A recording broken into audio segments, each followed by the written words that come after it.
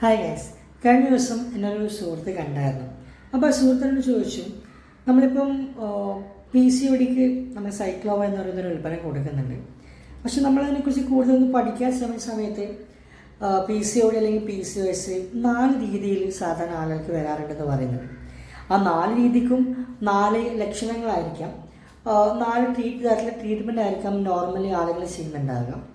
അപ്പോൾ ഏത് തരത്തിലുള്ള പി സി ഒ ഡി അല്ലെങ്കിൽ പി സി എസ് ആണെങ്കിലും ഈ ഒരു സൈക്ലോവ കൊടുത്താൽ മതിയോ, അതോ വേറെ എന്തെങ്കിലും അതിനെക്കുറിച്ച് കൂടുതൽ അന്വേഷിക്കേണ്ടതായിട്ടുണ്ടോ? കാരണം ഈ ഒരു 4 type P C O D ഉണ്ടെന്നും അതിന് ഇങ്ങനെയൊക്കെ ലക്ഷണങ്ങളുണ്ടെന്നും അങ്ങനത്തെ കാര്യങ്ങളൊന്നും നമുക്ക് ഈ ട്രെയിനിങ്ങിൽ എവിടെയും കണ്ടിട്ടുണ്ടായിരുന്നില്ല.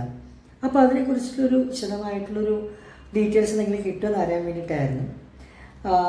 എങ്ങനെയാണ് നമ്മൾ പി സി ഒ ഡിക്ക് ഏത് ടൈപ്പ് ആണെങ്കിൽ പോലും സൈക്ലോവ കൊടുക്കേണ്ടത്, ആ ഒരു ഡൗട്ട് എനിക്കും ഉണ്ട്. അപ്പോൾ നിങ്ങൾക്ക് അറിയാമെങ്കിൽ നിങ്ങൾ തീർച്ചയായിട്ടും കമൻറ്റ് ചെയ്യണം. കാരണം എനിക്കറിയത്തില്ല എങ്ങനെയാണ് കൊടുക്കേണ്ടതെന്നുള്ളത്. അതുകൊണ്ടാണ് സൈക്ലോവ നമ്മൾ എങ്ങനെയാണ് എത്തരത്തിലുള്ള പി സി ഒ ഡിയുള്ള ആളുകൾക്കാണ് കൊടുക്കേണ്ടത്.